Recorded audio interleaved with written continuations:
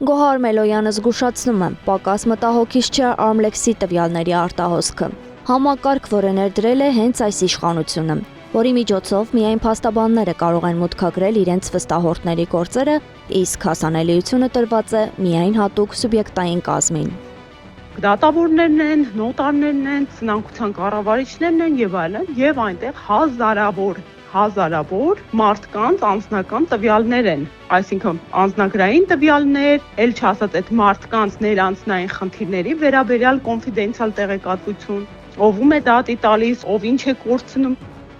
Ոչ իրավասու մարմնի ձեռքում այս տվյալները լրջագույն խնդիր կարող են դառնալ մեր հասարակության եւ պետության համար, կարծում է իրավապաշտպանը։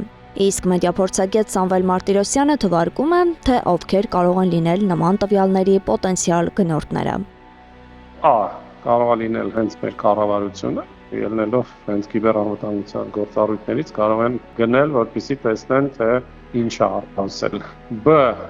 Այն երկրներ, որոնք հետաքրքրված են Հայաստանից հետախուզական տեղեկատվությամբ, օրինակ Ադրբեջանը,